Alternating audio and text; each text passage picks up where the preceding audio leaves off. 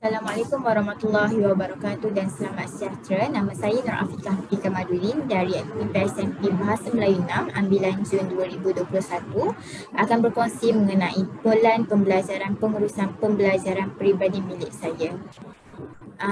Bagi tema pelan pembelajaran pengurusan pembelajaran peribadi saya ialah budi cyber yang berobjektifkan atau hasil pembelajaran iaitu yang pertama sekali dalam meningkatkan pengetahuan warganet terhadap kefahaman konsep jejak digital kendiri. Yang kedua, meningkatkan pengetahuan warganet terhadap kemahiran menjejaki aktiviti jejak digital. Dan yang terakhir sekali, meningkatkan kesedaran warganet terhadap risiko dan etika jejak digital.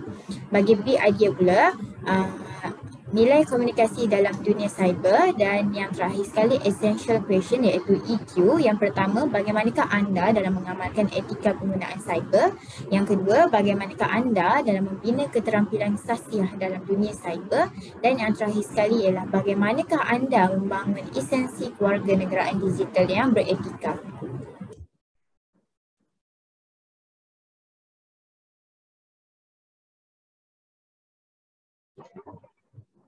Kita mulakan dengan bilangan pertama. Aktiviti atau tugasan pertama ialah menterjemahkan kehendak tugasan berdasarkan pengetahuan metakognitif aras tinggi dengan memperoleh maklum balas daripada pensyarah serta membina refleksi terhadap proses dalam melaksanakan tugas. SLM iaitu Student Learning Model saya ialah A iaitu belajar cara belajar, 6C iaitu konsep pembelajaran bermakna ialah C1 iaitu sasiah, C2 kewarganegaraan, C3 kolaboratif, C4 komunikasi dan yang terakhir sekali C6 iaitu pemikiran kreatif. 3E iaitu kerangka 3E. Yang pertama adalah E1 engagement. Bagi kerangka 3R pula saya menggunakan RS iaitu relationship. Dan yang terakhir sekali teknologi dan sumber digital yang telah saya gunakan ialah carian sumber digital atau artikel atau jurnal di internet untuk pembacaan luas. Yang kedua, belajar cara belajar untuk mereka bentuk semula pengalaman pembelajaran berdasarkan maklum balas yang telah diberi oleh pensyarah.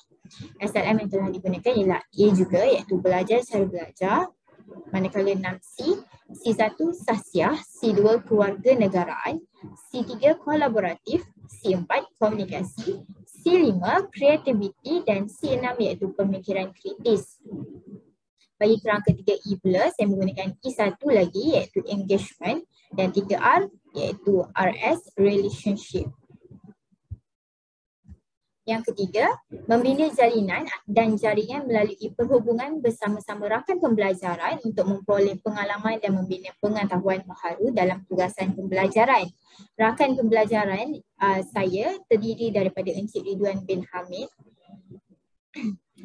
Bagi SLM yang telah digunakan iaitu B perhubungan, 6C, C pertama sasiah, C kedua kewarganegaraan, C3 kolaboratif, C4 komunikasi, C5 kreativiti dan akhir sekali C6 iaitu pemikiran kritis.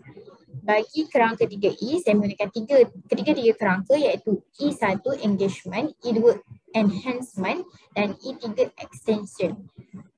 Bagi kerangka 3R saya menggunakan RS juga iaitu relationship dan saya menggunakan email, media sosial dan juga WhatsApp. Yang keempat, menetapkan aspirasi kendiri terhadap pencapaian kepada matlamat akhir tugasan. Yang pertama sekali, mengambil kira pandangan orang lain terhadap aspirasi kendiri. Yang kedua, melaksanakan pentaksiran kendiri untuk menilai pencapaian matlamat tugasan. Student learning model yang telah digunakan iaitu C aspirasi, konsep pembelajaran bermakna 6C iaitu C1 sasiah, C2 kewarganegaraan, C3 kolaboratif, C4 komunikasi, C5 kreativiti dan C6 iaitu pemikiran kritis. Kerangka 3E yang telah digunakan ialah E2 iaitu enhancement dan kerangka 3R yang telah digunakan iaitu RG dan RB iaitu rigor and relevance dan aplikasi Google dan sumber digital telah dimanfaatkan. Yang kelima, mereka bentuk dan membina kurasi kandungan laman sesawan pengurusan pembelajaran peribadi iaitu menggunakan konsep pembelajaran bermakna C iaitu aspirasi, menggunakan kerangka 6C iaitu sahsiah, C2 kewarganegaraan, C3 kolaboratif, C4 komunikasi, C5 kreativiti dan C6 pemikiran kritis. Menggunakan kerangka 3E iaitu E3 extension dan menggunakan kerangka 3R iaitu RG dan RB rigor and relevance. Dan saya menggunakan Google Sites. 6.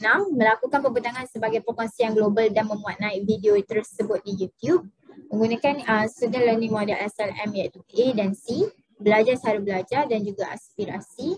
Menggunakan konsep pembelajaran bermakna 6C iaitu C1 sahsiah, C2 kewarganegaraan, C3 kolaboratif, C4 komunikasi, C5 kreativiti, C6 pemikiran kritis dan menggunakan kerangka 3E iaitu E3 extension dan menggunakan kerangka 3R iaitu RG dan RB rigor and relevance, menggunakan Google Slides dan YouTube channel.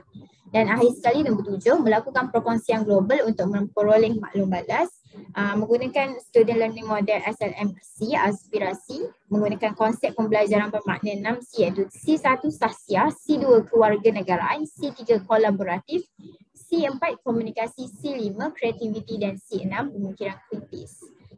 Menggunakan kerangka 3E iaitu E3 extension dan menggunakan kerangka 3R, RG dan RB iaitu rigor and relevance juga. Dan akhir sekali saya menggunakan WhatsApp and Padlet.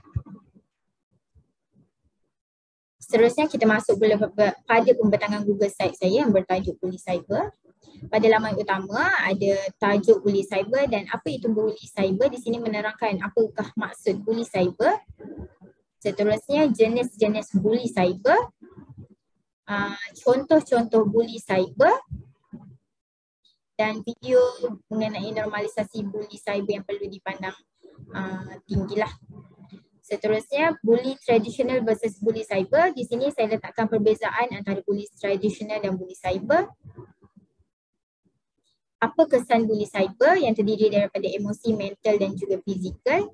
Dan akhir sekali langkah dalam menangani masalah jenayah bully cyber. Seterusnya laman kedua mengandungi artikel-artikel yang berkaitan dengan bully cyber.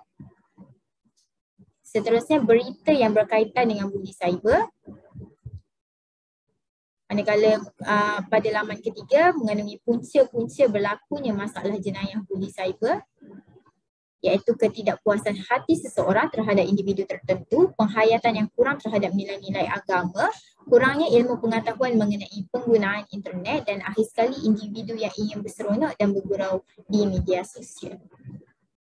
Seterusnya rakan pembelajaran global. Saya letakkan satu video perkongsian perbincangan saya bersama rakan pembelajaran global saya iaitu Encik Ridwan Hamid dari SK Sekolah Baru bekas penuntut di Institut Keguruan Kuala Lumpur.